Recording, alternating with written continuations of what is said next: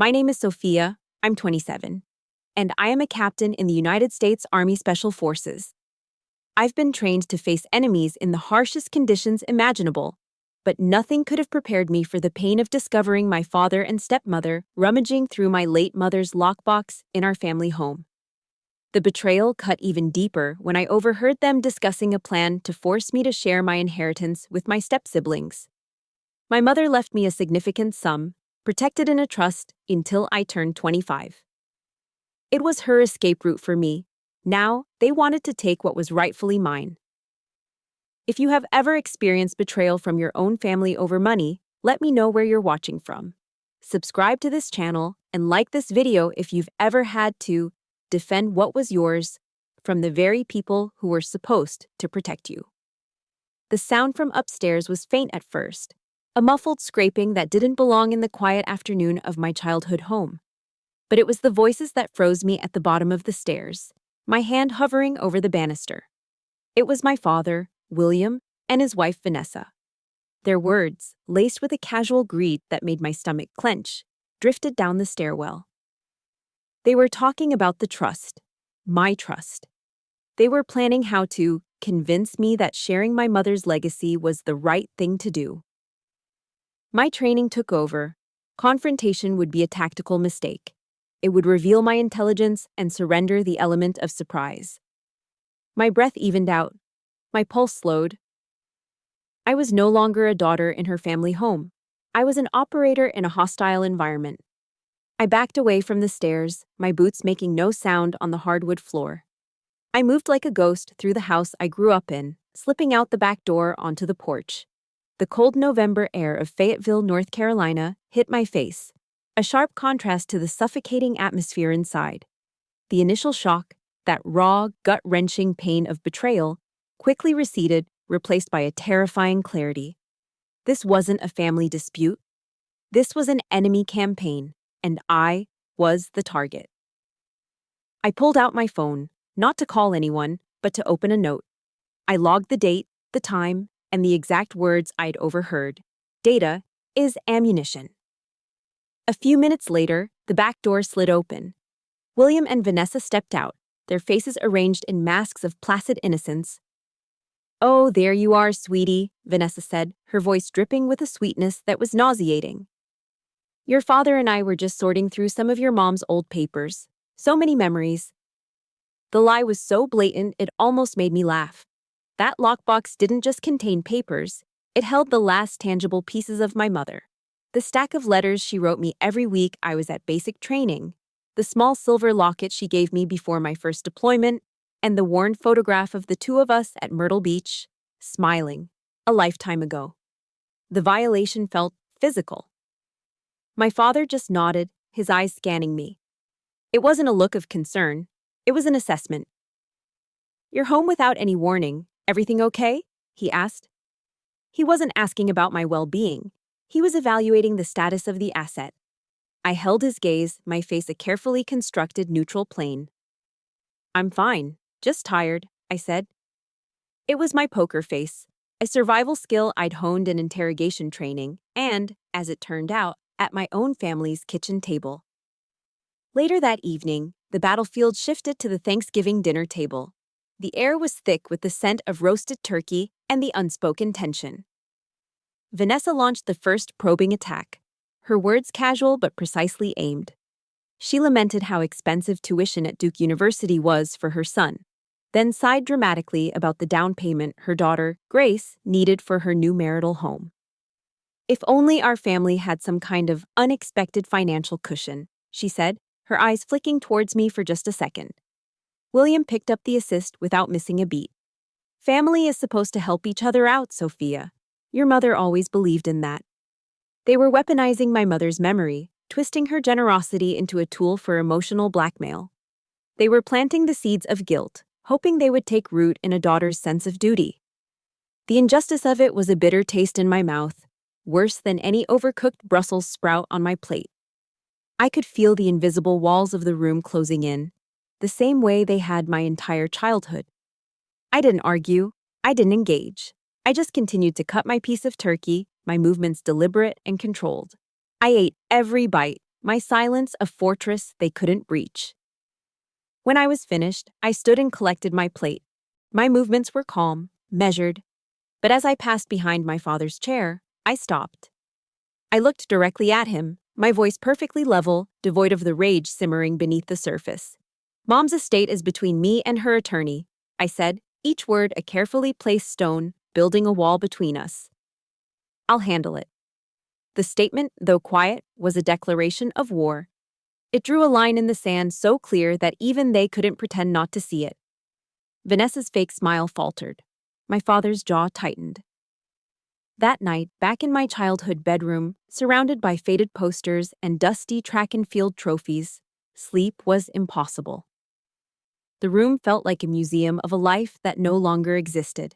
The little girl who had once sought her father's approval was gone. In her place was a soldier, a survivor. I sat on the edge of the bed, the glow of my phone the only light in the room. Then, I made a decision. I walked over to the desk, opened my laptop, and the screen bathed my face in a cool blue light. In the search bar, I typed the words, Inheritance Dispute Lawyers, Charlotte, North Carolina. The battle had been joined. I was preparing for war. After my father and Vanessa retreated inside, I stayed on the porch, my laptop still open on my lap, the list of lawyers glowing in the dark. My eyes drifted to the upstairs window of what used to be my mother's office. I could still see the faint outline of her desk against the glass. The image of them rifling through her lockbox, their hands on her things, triggered a memory, sharp and painful. From a lifetime ago. I was 14. I had just won first place at the county science fair for a project on renewable energy that I'd poured my heart into for months. I came home clutching a gaudy, gold-colored trophy, my chest swelling with a pride I couldn't contain. I expected a smile, maybe even a good job. Instead, my father, William, saw the trophy and his face darkened. "What is this?" he demanded, his voice low and menacing. "I won, Dad. First place." He snatched it from my hands. "You won. You wasted weeks on this useless nonsense instead of helping around the house, and you call that winning?" Before I could process his words, he drew his arm back and hurled the trophy against the living room wall. It shattered on impact, the plastic eagle snapping off, the fake marble base cracking in two. The sound of it breaking was the sound of my heart splintering. Tears streamed down my face, hot and silent. I wasn't just crying for the broken prize, I was crying from the crushing injustice of it all. My success, something I had worked so hard for, had become a reason for punishment. He pointed a finger at me, his face red with a rage I would never understand. "Don't you dare cry in my house. Weakness is not welcome here." Later that night, my mother, Elaine, found me in my room, staring at the broken pieces of the trophy I'd gathered from the floor. She didn't offer empty platitudes or tell me it would be okay. My mother wasn't built that way. She was a lawyer, precise and logical, but with a fierce, quiet love that was my anchor. She sat beside me on the bed and placed a small leather-bound book in my hands. It was old, the pages worn and soft to the touch. The gold lettering on the cover read, Meditations. "His name is Marcus Aurelius," she said, her voice a calm counterpoint to the storm that had just passed. "He was a Roman emperor, a general who led armies, and a philosopher who commanded his own mind. He teaches us that you cannot control what others do to you, but you can always, always control how you react." She gently tapped my temple with her finger. "Your real strength is in here, Sophia. It's the one thing no one can ever take from you. Not him. Not anyone. Don't you ever let them." In that moment, she didn't just give me a book. She gave me a shield. She gave me a weapon forged not of steel, but of intellect and resilience. She gave me the philosophy of stoicism, the creed of a warrior. That night was a turning point, and as I grew older, I watched my mother live by that creed. I remember the final years of her illness. Cancer withered her body, leaving her frail, but it never touched her mind. Her eyes remained as sharp and clear as ever. I'd come home from college on weekends and find her at her desk for hours, surrounded by legal documents, on the phone with attorneys. I thought she was settling her own affairs. I was wrong. She wasn't preparing to die, she was preparing me to live. She was building a fortress. A legal fortress around the assets she had earned, brick by painstaking brick. One afternoon, when she was tired, she explained it to me in a rare moment of vulnerability. "This isn't about the money, Sophia," she said, her voice thin but firm as she gestured to the stacks of paper. "This is freedom. This is years of your life where he can't control you, can't hold anything over your head. This is your ammunition for a future war you might have to fight." She looked at me, her gaze piercing. "I won't be there to fight it for you." She knew. Somehow she knew the kind of man my father truly was, and she knew that one day he would come for what was mine.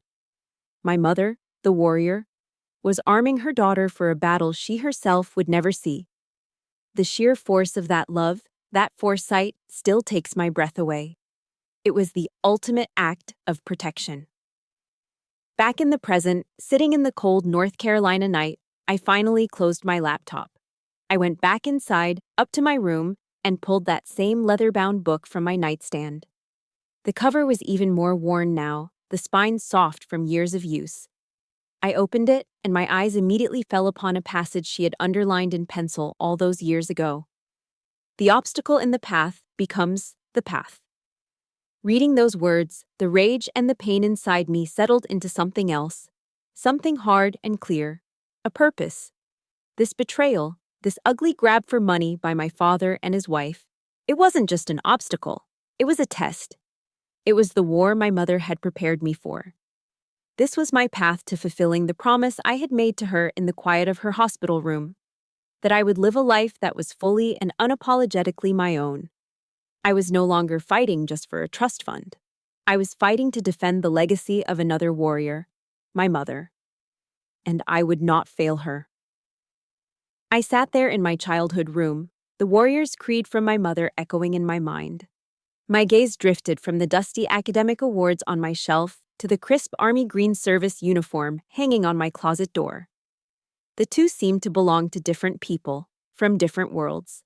But they weren't. They were both part of a long, lonely war I had been fighting for years. My mind went back to the sweltering heat of Fort Jackson, South Carolina. Basic training. I remember the relentless sun, the sand that got into everything, and the constant deafening roar of the drill sergeants' voices. Every muscle in my body screamed in protest. Every day was a test of survival. But the physical exhaustion was nothing compared to the profound loneliness. Mail call was the worst part of the day. I'd watch the other recruits in my platoon, their faces lighting up as they tore open letters from home, reading words of encouragement from parents, siblings, and sweethearts. They would read passages aloud, sharing stories and showing pictures. And every day, when the sergeant called out the last name, mine was never among them. My mailbox remained empty. A small metal box of nothing that somehow felt heavier than the rucksack I carried all day. Then came the day we were finally allowed our first phone call. I waited in line for over an hour, my heart pounding with a desperate, childish hope. I just wanted to hear a kind word, a simple, "We're proud of you, keep going." I dialed my father's number, my hands trembling. He answered, and for a moment, it sounded normal. "Sophia, how are you?"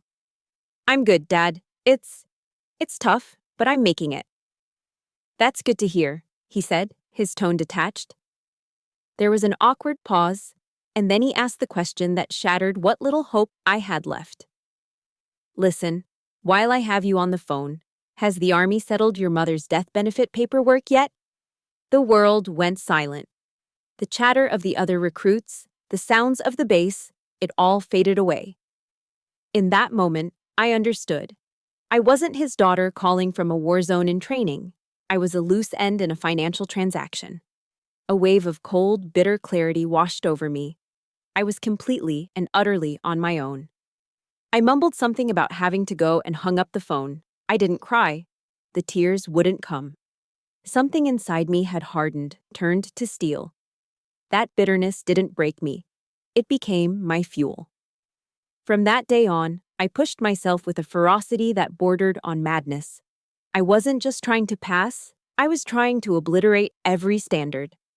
I was the first one up in the morning and the last one to stop during physical training. I became the only woman in my company to max out the Army physical fitness test. During the long, grueling ruck marches, when I'd see the big, tough men around me starting to falter, I would just grit my teeth and keep going. I wasn't doing it to impress them or the drill sergeants. I was doing it to prove to myself over and over that I didn't need their approval. I didn't need anyone's. I could carry my own weight, no matter how heavy it was. After basic training, I didn't choose the easy path. I volunteered for the Special Forces Assessment and Selection. The path to becoming a Green Beret is one of the most brutal in the U.S. military, designed to break you physically, mentally, and emotionally. I chose it because it was the hardest thing I could find. I faced skepticism from some of the male candidates, the unspoken belief that a woman didn't belong there. I never argued with them, I just outran them, outshot them, and outlasted them. The Q course was hell on earth. Weeks of sleep deprivation, complex problem solving under extreme duress, and constant evaluation where the failure rate is astronomical. But I kept going, driven by my mother's memory and the cold echo of my father's voice. The day I graduated, when they placed that green beret on my head, was one of the proudest moments of my life. I stood there, alone in the crowd of cheering families. I didn't make a phone call home. There was no one to call. If you've ever had a moment where you had to be your own cheerleader because no one else was there for you, please support this story by liking this video and prove you're a survivor by commenting with the single word, warrior. Back in my room, looking at the uniform that had cost me so much sweat and heartache, I finally understood. All those years of isolation, of fighting on a lonely battlefield, that was my real training. My father and Vanessa, they thought they were dealing with the 27-year-old girl who had just come home for the holidays. They were wrong. They were facing a special forces captain who was accustomed to fighting alone in hostile territory. The shock had worn off. The pain had been filed away. Now, only the mission remained. I said the words aloud to the quiet room, a cold resolve settling deep in my bones. I survived hell in the Q course. I can sure as hell survive this. My determination was forged. The next phase of the operation was about to begin. The cold resolve I'd felt in my bedroom began to fray around the edges as the night wore on. Determination is one thing, but the sheer weight of the fight ahead felt immense, a solitary burden in the suffocating silence of the house. I was an army of one, and the enemy knew the terrain of my heart better than anyone. Staring at the ceiling, the memory of that Thanksgiving dinner, thick with unspoken threats and feigned affection, replayed in my mind. But then, another memory surfaced, pushing the toxic one aside like a clean, strong wind. It was from just a few days earlier, my real Thanksgiving. It wasn't in a pristine dining room with polished silver and crystal glasses. It was in a loud, boisterous corner of Mac's Speed Shop, a legendary BBQ joint off Bragg Boulevard that always smelled of smoked pork, cheap beer, and freedom. My ODA, my Operational Detachment Alpha Team, was crammed into a scuffed-up wooden booth. There was no roasted turkey, no green bean casserole, no perfectly browned dinner rolls. Just plates piled high with saucy, fall-off-the-bone BBQ ribs, mountains of crinkle-cut fries, and sweating pitchers of Budweiser. The air vibrated with the sound of Leonard Skyneard on the jukebox, booming laughter, and the kind of outrageous, slightly embellished stories that can only be told among soldiers who have seen the world together. My team leader, Master Sergeant John Miller, we all just called him Sarge, raised his beer bottle, the gesture silencing the table more effectively than a command. Sarge was a man carved from granite and 20 years of hard-won wisdom, with more combat experience in his little finger than all the rest of us combined. His voice, a low gravelly sound, cut through the noise of the bar. "All right, listen up," he said. And every man, myself included, leaned in. A toast to the ones who couldn't make it home this year and to the family we've got right here. A chorus of hoo-ah erupted, a deep, resonant sound of agreement as we all clinked bottles. In that moment, surrounded by these men, my brothers in every way that mattered, I felt a sense of belonging so powerful it physically loosened the knot in my chest. This was family. Not the one you're born into by accident of biology, but the one you choose, the one you bleed and fight for. Back in the lonely quiet of my childhood room, that memory was a lifeline. I still had my team. I wasn't entirely alone. I picked up my phone, my thumb hesitating over Sarge's name in my contacts. It felt awkward, unprofessional even, to drag my personal mess into his world. We dealt with life and death, with threats to national security, not petty family squabbles over money. But I was out of options, operating on dangerously low emotional reserves. I hit the call button. He picked up on the second ring, his voice alert. "Sophia, everything all right? You're supposed to be on leave, enjoying yourself." I took a deep breath, the air tasting stale. "Sarge, I need some advice. Off the record, it's personal." I stumbled through the story, feeling more pathetic and small with every word. I told him about finding them with the lockbox, the conversation I overheard, the predatory nature of the Thanksgiving dinner, the weight of my mother's inheritance. I braced myself for judgment, or maybe just a gruff, "That's above my pay grade, Captain. Handle your business." Instead, he was just silent on the other end of the line. He listened. He truly listened, letting me talk until I had nothing left to say, the whole ugly story laid bare. When I finished, there was a long pause, and I could hear the faint sound of him breathing. Then he spoke, his voice a low, steady rumble that immediately calmed my frayed nerves. "Sophia, listen to me very carefully," he said, his tone deadly serious now. "This is not a family problem. This is a psychological operation, and you are deep in enemy territory. You need support." I let out a breath I didn't realize I'd been holding, a shudder running through me. He got it. He didn't dismiss it, didn't belittle it. He actually got it. "I've got a guy," he continued, his voice shifting into mission mode. "Former SIGINT guy from Group. Smartest damn computer wizard I've ever met. His name is Alex Chen, call sign, Ghost. He owes me a favor. I'm sending you his number right now. You call him, he'll know what to do." "And Captain?" "Yeah, Sarge. We are not letting you fight this alone." We are not letting you fight this alone. 14 words. That's all it took. 14 words of unconditional support that my own father, in 27 years, had never been capable of saying. The gratitude I felt was so overwhelming it was a physical pressure behind my eyes.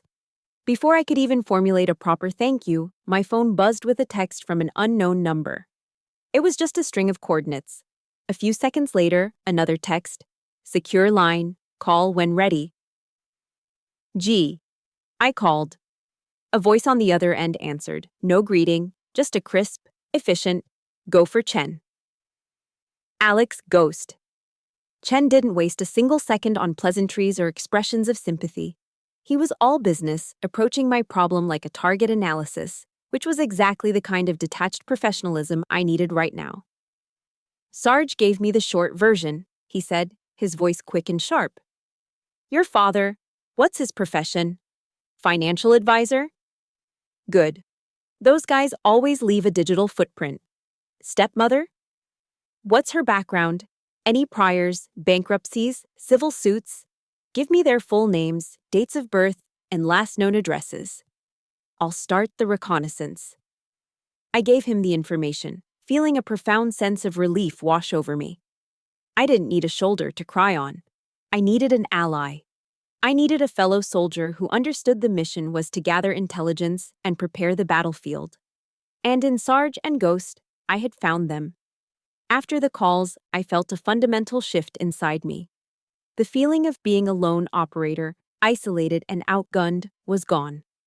It was replaced by the quiet, unshakable confidence that comes from knowing you have a team watching your back. My real family. The ones who understood loyalty, honor, and the unbreakable code of never leaving a comrade behind. They didn't care about my money. They cared about me. The contrast between their immediate, unquestioning support and my own family's calculated greed was a harsh and painful light. But it illuminated the truth and solidified my resolve. This fight was no longer just about me, or even just about my mother's legacy. It was about honoring the trust my brothers had placed in me. And for them, I would be unbreachable. I would be unbreakable. I would win. After my calls with Sarge and Ghost, a fragile sense of control settled over me. I had a team. I had a plan. But the enemy rarely sticks to your timetable. The silence from my father and Vanessa lasted exactly 3 days. It was the calm before a multi-front assault. The first attack came from the flank, disguised as a white flag. A text message from my youngest stepsister, Jacob, who was 18. Hey, Sophia, are you free to talk? There's something I need to tell you. Of all of Vanessa's children, Jacob was the one I felt a flicker of hope for. He was quiet, seemingly kind, and mostly stayed out of the family's toxic dynamics. Against my better judgment, I agreed to meet him at a Starbucks off the All-American Freeway. My training screamed that it was a trap, but a small, foolish part of me hoped I was wrong. I wasn't. He sat across from me, looking genuinely distressed, nervously stirring a frappuccino that was already mostly melted. He told me how stressed his mom and my dad were, how the tension in the house was unbearable. He talked about financial struggles, about how hard they were trying to keep the family afloat. Then came the payload, delivered with practiced sincerity. Mom says, she says you just don't understand, he mumbled, refusing to meet my eyes. You have everything, Sophia. Your career, your mom's money. We don't. A little help from you would change everything for us. I felt a cold wave of disappointment wash over me. He wasn't being malicious. He was just weak. A pawn. Every word he spoke was a carefully crafted talking point straight from Vanessa's playbook. She had sent her youngest, most sympathetic child as a human guilt trip, a classic psychological tactic designed to soften the target and breach their defenses. I looked at this boy, who was parroting his mother's greed, and I felt a profound sense of pity. I paid for his coffee and left, offering only a non-committal, "I'll think about it, Jacob." When the emotional gambit failed, my father escalated to a full frontal assault. He called me the next day, and there was no pretense of fatherly concern in his voice. It was pure, unfiltered rage. "Who the hell do you think you are?" he bellowed into the phone, his voice distorted with fury. "Setting conditions for me, in my own family? I am your father." I held the phone slightly away from my ear, my own emotions locked down, my voice steady. "This isn't about that, and you know it. I can make your life very difficult, you ungrateful brat," he shouted. "I'll call your commanding officer. I'll tell him I have a delinquent daughter who refuses her family responsibilities. We'll see how the army likes that." The threat was so absurd, so impotent, that it was almost laughable. He had no concept of the military chain of command or my life outside his sphere of influence, but it revealed his desperation. He was falling back on the old patriarchal power plays that had worked when I was a child. He still thought he could control me through intimidation and shame. The rage that had been simmering inside me since Thanksgiving flared hot, but I channeled it into ice. "Go ahead," I said, my voice flat and cold as a surgeon's scalpel. "Feel free, and just so you're aware, this call is being recorded." The sputtering silence on the other end was deeply satisfying. He hung up. The pressure was mounting, but I wasn't operating blind. That evening, I received an encrypted message from Ghost. It was short and to the point. Bingo. William took a major loss on a crypto investment, deep in debt to a private lender. Vanessa has a prior bankruptcy and a string of credit card lawsuits she settled out of court. They're not just greedy, Captain. They're desperate. This is about survival for them. The information landed like a gut punch, but it changed everything. This wasn't just a grab for a comfortable retirement. This was a frantic attempt to plug a hole in a sinking ship. Their desperation meant they were dangerous. They wouldn't stop. They would do anything. This war wouldn't be won with a conversation or a compromise. It would have to be won with a decisive, overwhelming show of force. The final salvo arrived the next morning, not as a text or a call, but as a sleek, professional email. It was from a law firm I didn't recognize, formally requesting my presence at a family mediation session on behalf of their client, William. The subject of the meeting was the equitable distribution of the Elaine Morgan estate. They had formalized it. They had escalated from a family matter to a legal battleground. They had fired the first official shot. I stared at the email on my laptop screen, the polite, corporate language a thin veil for the ugly threat beneath. And in that moment, the anger, the frustration, the exhaustion, it all melted away. All I felt was a cold, hard certainty. I looked out the window of my childhood bedroom at the gray Fayetteville sky, the bare branches of the oak trees like skeletal fingers against the clouds. I asked myself a simple question, the words forming silently in my mind. Haven't I endured enough? And the answer came back, not as a thought, but as a deep, unshakable conviction that resonated in every cell of my body. Yes, more than enough. The email from my father's lawyer was the final confirmation. The battle lines were drawn. But in his spiraling desperation, my father made one last, catastrophic miscalculation. He decided to bring the war to my turf, to the one place on earth I considered sacred ground. I was in my office on post at Fort Bragg, a small functional space that smelled of coffee and clean discipline. I was reviewing after-action reports from a recent training exercise when my desk phone buzzed with an unfamiliar extension. It was the front gate. A sergeant on duty informed me that a civilian named William was requesting a visitor's pass, claiming to be my father with an urgent family matter that required my immediate attention. A cold dread, sharp and metallic, washed over me. He couldn't possibly be that stupid, that arrogant. Oh, but he was. His strategy was as transparent as it was pathetic. He must have thought that by showing up at my place of work, in the heart of the rigidly hierarchical military world, he could leverage his authority as a father to publicly shame me into submission. He thought he could make me feel like a little girl again, small and powerless in front of my peers and superiors. What he failed to comprehend, in his stunning ignorance, was that this wasn't his house. This was my house. This was the one place on the planet where I wasn't just a daughter, I was Captain Sophia, United States Army. And here, I had the definitive home field advantage. By the time I walked from my building to my company headquarters, he was already there, sitting in Sarge Miller's office. I paused outside the open door, composing my features into a neutral mask, and I listened. My father, I realized with a sudden, chilling clarity, was a far better actor than I had ever given him credit for.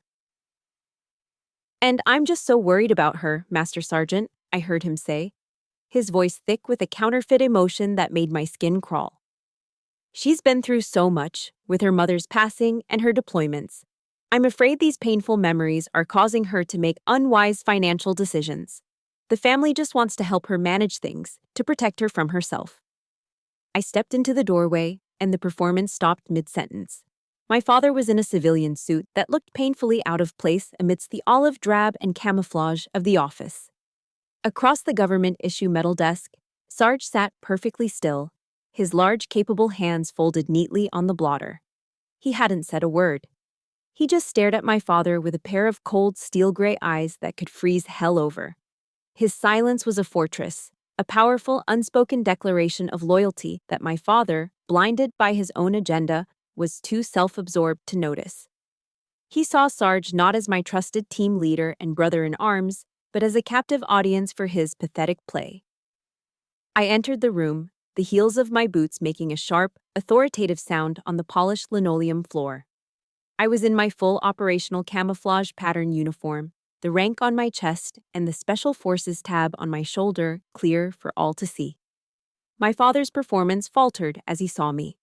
He stood up, a reflexive attempt to reclaim some semblance of parental authority.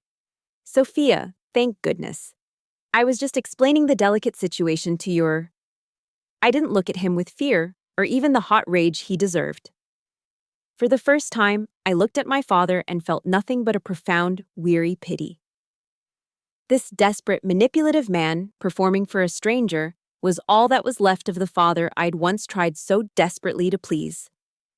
"William," I said. I didn't call him Dad. The name felt foreign and false in my mouth. My voice was clear and steady, cutting through the thick tension in the room. It didn't tremble, not even for a second.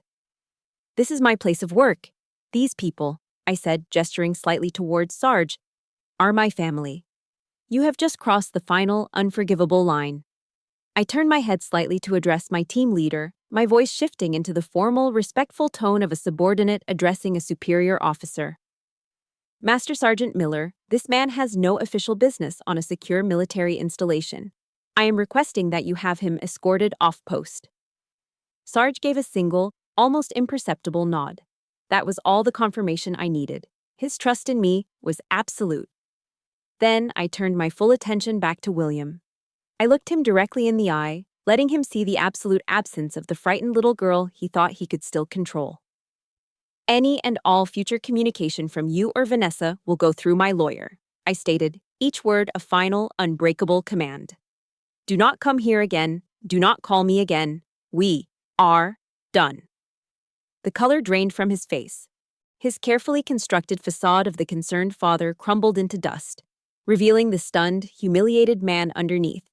He looked from my unwavering gaze to Sarge's stony, unreadable expression, and finally understood.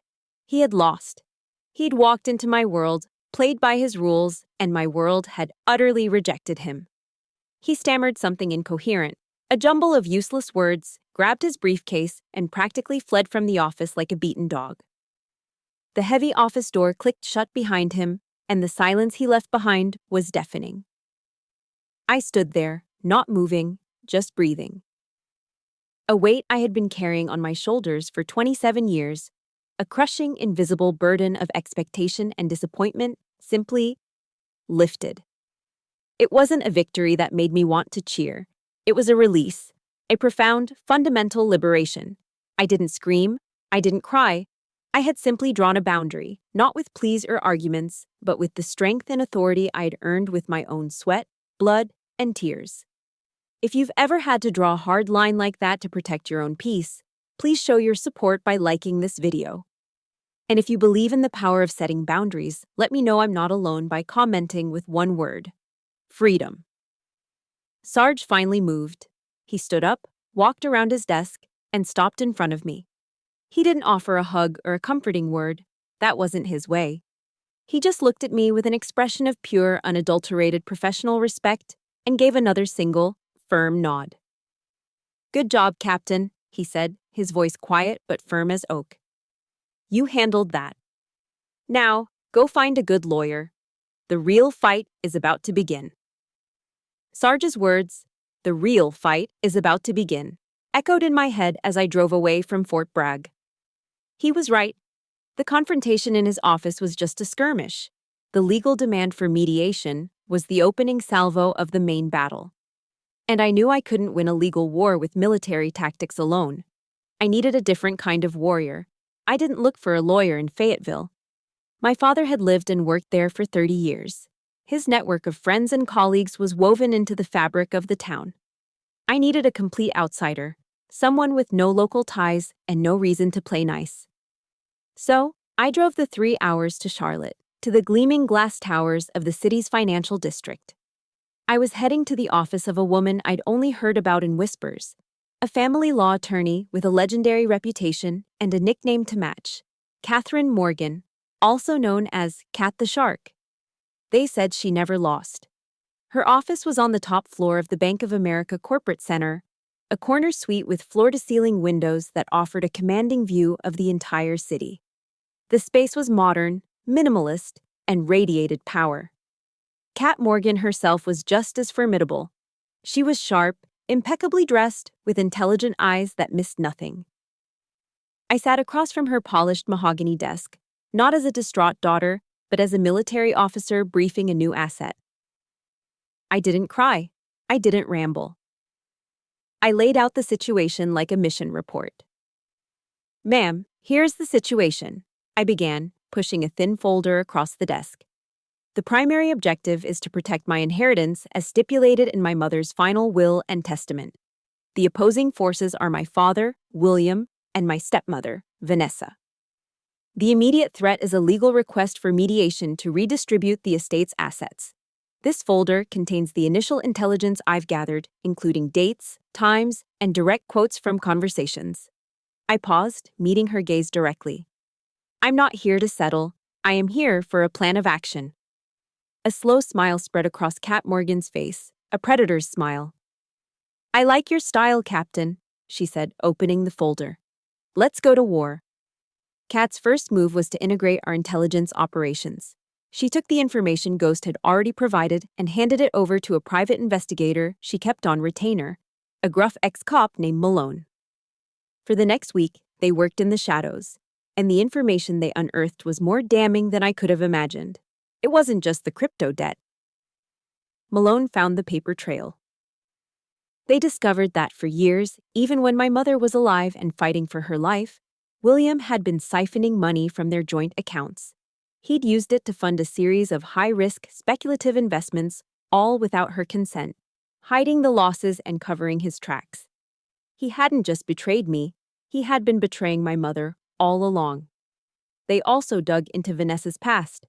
Her bankruptcy claim from a decade ago was filled with inconsistencies, assets she had conveniently failed to declare. Malone found 2 prior lawsuits for credit card debt that she had settled at the last minute. It painted a clear picture, a long-standing pattern of financial desperation and deceit. Every new piece of evidence Ghost and Malone uncovered felt like another round of ammunition being loaded into a magazine. My arsenal was growing. A week later, I was back in Kat's office. She had dozens of documents spread across her large conference table, like a map of the battlefield. Bank statements, court records, property deeds, sworn affidavits from former business associates of my father. We're not going to just respond to their lawyer's letter, Sophia, Kat said, her voice sharp and decisive. We're not going to defend, we are going to attack. Her strategy was brilliant in its simplicity and aggression. They want a mediation, she said with a humorless laugh.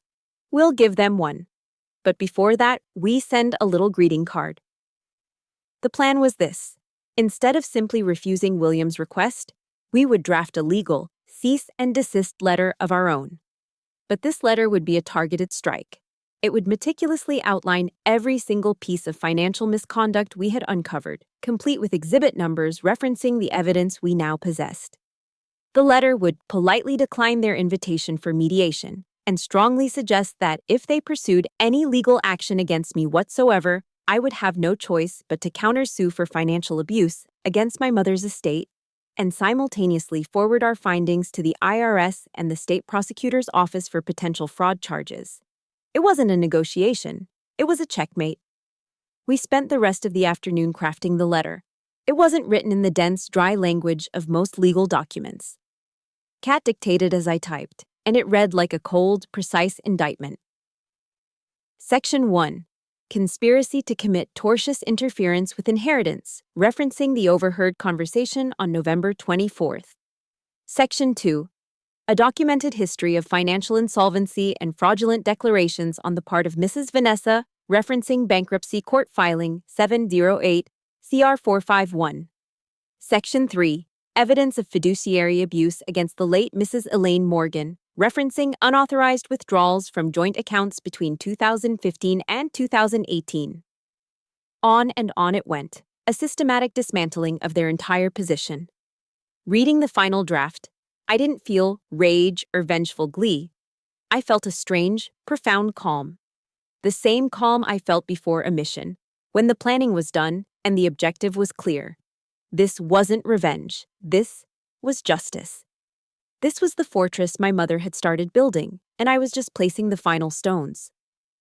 I looked up at Kat, who was watching me with a satisfied gleam in her eyes.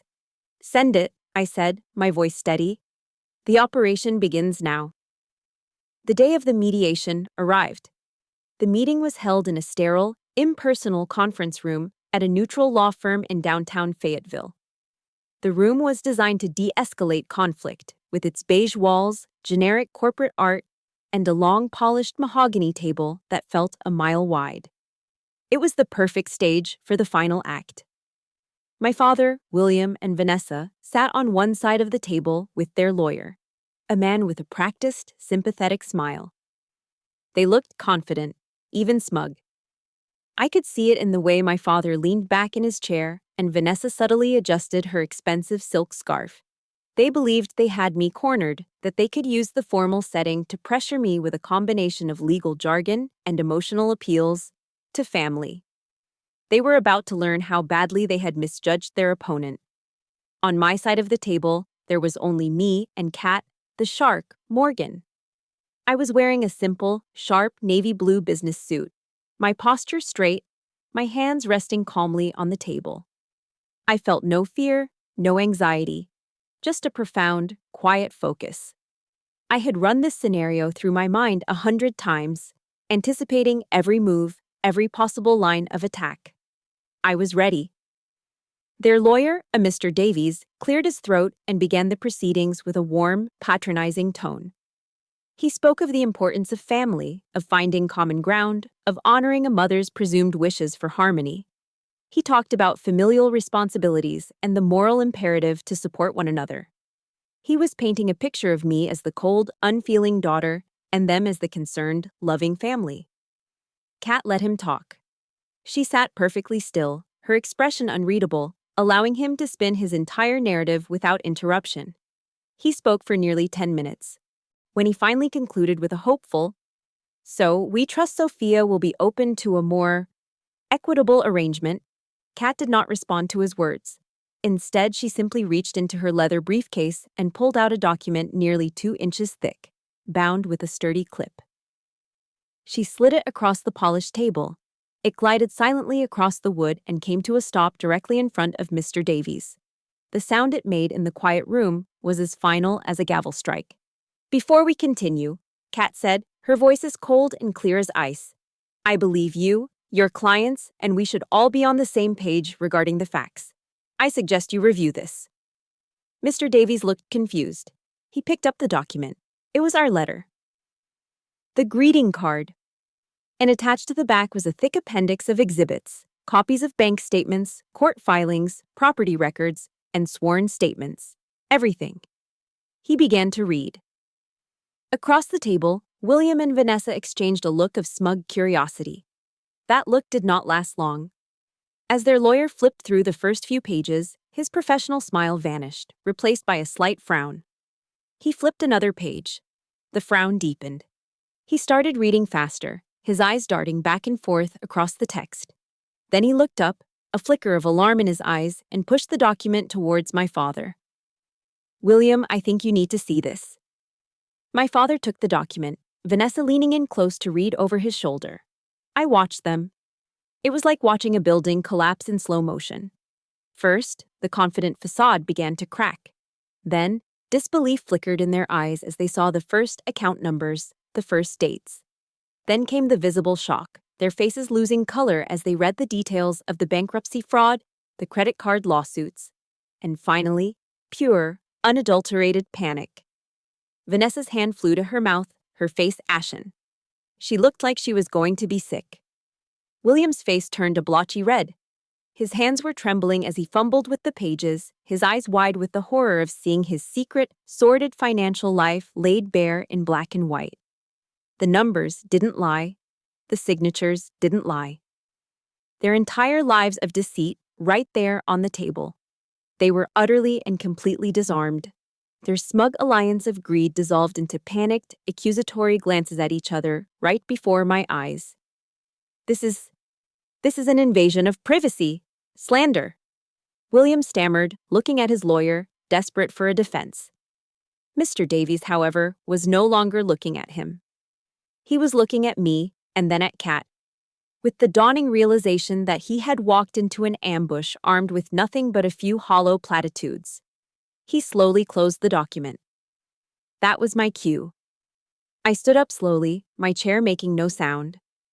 I looked across the table, not at my father's lawyer, not at Vanessa, but directly at William. It was the last time I would ever truly look at him.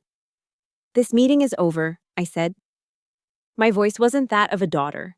It was the voice of a judge delivering a verdict. "Here is what is going to happen now. You will drop this ridiculous claim. You will go back to your lives, and I will go back to mine." I let the words hang in the air for a moment. If I ever receive another phone call, another text message, another letter, or any form of contact from either of you for the rest of my life, this entire file, I gestured to the thick document on the table, will be forwarded to the Internal Revenue Service and the North Carolina State Attorney's Office. I will let them sort out the details of your financial arrangements. I looked from his terrified face to Vanessa's. You will never hear from me again. And I never want to hear from you. I didn't wait for a response. There was nothing more to say. I turned my back on them, on all of it. Kat Morgan stood with me, and together we walked out of the conference room, leaving William and Vanessa sitting in stunned silence, surrounded by the wreckage of the pathetic little empire they had tried to build on my mother's grave. As Kat and I walked out of the law firm and into the bright Carolina sunshine, I expected to feel a surge of triumph, a rush of victorious adrenaline. But it never came. Instead, as I got into my car and drove away, a strange and hollow emptiness settled in my chest. I had won, decisively. But the victory felt quiet. The cost of this war was the final, official acknowledgement that the family I once had, however broken and dysfunctional, was now gone forever. An amputation had taken place. Necessary, yes, but it still left a phantom limb that ached. Instead of driving back to the house, I found myself heading west, towards Lake Rim Park. It was a place my mother used to take me when I was a little girl, a quiet sanctuary where we'd skip stones and watch the sunlight dapple on the water. I parked the car and walked to the edge of the lake, sitting on a weathered wooden bench beneath a canopy of pine trees. Staring out at the glassy, still surface of the water, I finally let myself feel everything I had been holding back. The immense relief of the weight being lifted, the bone-deep exhaustion from weeks of strategic tension, and beneath it all, a profound and aching grief. It wasn't grief for the man who had just been defeated, but for the father he never was. It was a sadness for the little girl inside me who had spent so many years craving a simple word of pride, a gentle hand on her shoulder, and had received a shattered trophy and a demand for money instead. I sat there for a long time, letting the quiet sorrow wash over me, giving that little girl the space to mourn what she never had. A couple of days later, my phone buzzed with a text from an unknown number. It was Jacob. He asked if he could see me one last time before I left town, to talk. I hesitated, but agreed to meet him at a small, independent coffee shop downtown. He looked terrible. There were dark circles under his eyes, and he seemed to have lost weight. He sat across from me, his hands wrapped around a cup of black coffee he never touched. He didn't make excuses. He just apologized. "I'm so sorry, Sophia," he said, his voice barely a whisper. He admitted he had known about his mother and my father's plan for weeks, but he had been too scared, too dependent on them to say anything. "I knew it was wrong. You didn't deserve any of that. None of it." I looked at the young man in front of me and saw the genuine shame in his eyes. He wasn't a monster like them. He was just a boy who had made a cowardly choice, and I understood cowardice. I had been a coward for years, swallowing my pain and staying silent. "Thank you for saying that, Jacob," I said, my voice gentle. "I appreciate it, more than you know." I reached across the table and put my hand over his for a moment. "Just do one thing for me. Live a good life. Be a better man than he is. Don't go down their path." He nodded, tears welling in his eyes. I forgave him in that moment, not for him, but for me. But I also knew, with a sad certainty, that this conversation, this apology, changed nothing. The boundary had been drawn in blood and betrayal, and it could not be undrawn. That afternoon, I returned to the house one last time to perform a final, necessary ritual. I walked upstairs to my mother's old office, which had sat mostly untouched for years. I took out my key and opened the lockbox. My lockbox. The one they had violated. I didn't just grab it and leave. I sat on the floor, and with the careful reverence of a historian handling ancient artifacts, I took everything out. I read through the letters she had sent me at basic training, her elegant cursive filling the pages with love and encouragement. I held the small silver locket, tracing the intricate floral pattern with my thumb. I looked at the faded photograph of us on the beach, her arm wrapped tightly around my skinny shoulders. I carefully placed each item, one by one, into a new, sturdy pelican case I had brought with me. A case that was waterproof, crush-proof, and secure. This was no longer just a collection of keepsakes. It was my mother's legacy, her essence, and it would not remain in this house, this toxic environment that had tarnished her memory. This was a rescue mission. I was finally taking my mother home, with me. Before I left to drive back to my own apartment near the base, I did one last thing. I took a single sheet of plain white paper and a pen. I didn't write a long, angry letter. There was no need for that anymore. My note was short, precise, and final. I placed it in the center of the kitchen table where he would be sure to find it. It read, "William, this is the last time you will ever hear from me. I hope you find whatever it is you're looking for. Do not contact me again." I didn't sign it with your daughter. That relationship, like the little girl who craved his approval, was dead and buried. The note held no anger, no hatred, only the clean, quiet finality of a closed door. I walked out of that house and didn't look back. As I drove my truck out of the familiar neighborhood and headed for the highway, my eyes stayed fixed on the road ahead. I didn't even glance in the rearview mirror. There was nothing back there left for me to see.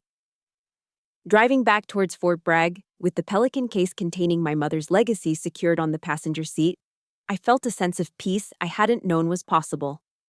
The war was over. The boundaries were set. The ghosts were silenced.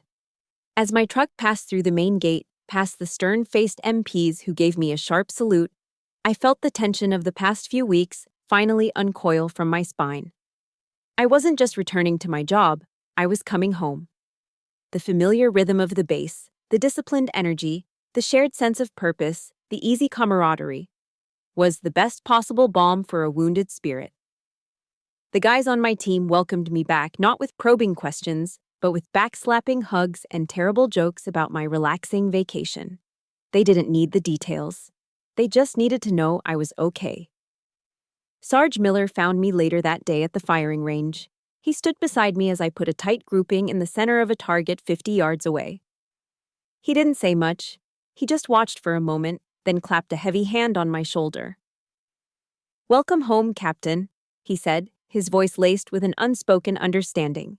Mission accomplished. That was all that needed to be said. He knew this had been one of the toughest missions of my life, fought not in a foreign desert, but in the landscape of my own past. His simple acknowledgement meant more to me than any medal. A year passed. Life found a new, quieter rhythm. The inheritance money sat in a secure account, untouched. I had no desire for a fancy car or a bigger house. The money, as my mother had intended, wasn't for luxury. It was for freedom. The freedom to choose my own path. And I finally knew what that path was. I called Kat Morgan in Charlotte. I didn't need her for a fight this time. I needed her to help me build something. Together, we established a nonprofit foundation. We called it the Elaine Morgan Beacon Fund. My mother's legacy wasn't meant to sit in a bank vault. It was meant to be a light. The Beacon Fund was designed to do just that. It provides full-ride college scholarships and pro bono legal support to the children of military families who, like me, have had to navigate the treacherous waters of domestic conflict and abuse. It was a way to honor my mother's foresight, to turn her protective legacy into a shield for others. In a way, I was getting the chance to be Elaine for a new generation of kids who needed someone in their corner. The story comes to a close on a warm spring evening at the first ever Beacon Fund Awards ceremony. It was held in a small auditorium on the campus of Fayetteville Tech. I stood at the podium in my dress uniform, looking out at the 5 inaugural recipients. They were bright, resilient, hopeful young faces, the children of soldiers, sailors, and airmen. They had already weathered storms in their young lives that many adults would never face. When I spoke, I didn't tell them my story. I didn't talk about the pain or the betrayal. That was my burden, not theirs.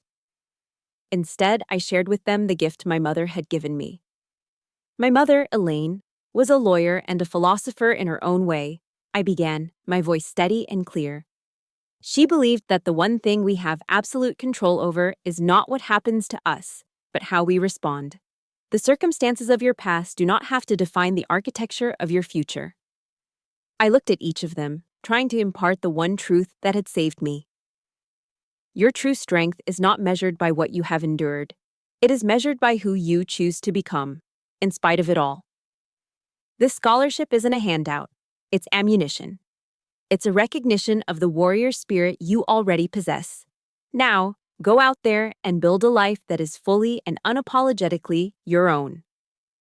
After the ceremony, as the families mingled and celebrated, Sarge, who had come to show his support, walked up beside me. We stood in comfortable silence for a moment, watching the happy chaos. "Your mother," he said quietly, his gaze fixed on the young scholarship winners. "She would have been damn proud of you, Captain." I smiled. A real smile, genuine and light, free from the shadows of the past.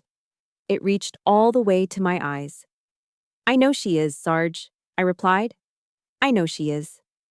I looked past the auditorium doors, towards the horizon, where the last brilliant colors of sunset were fading and the first stars were beginning to appear. For the first time in a long time, the future felt like an open road, a sky full of promise. My mother had given me an inheritance of money, but she had taught me how to inherit her will. I wasn't just the keeper of her legacy anymore, I had become a warrior in my own right. Using the light she gave me to illuminate the path for others, I was, at long last, completely and truly free. And that's where my story finds its new beginning. The journey from that dark hallway to the peace I feel today was a long and difficult one, but it taught me the most important lesson of all. Our deepest wounds can often become the source of our greatest strengths. That is why this channel exists. It's a place for stories of resilience, a community for every warrior who has had to fight their own battles in silence, and a reminder that you are not alone. If my story resonated with you, subscribe and become a part of this community. Share it with someone you know who is fighting their own fight. Thank you for listening. Now go and create your own dawn.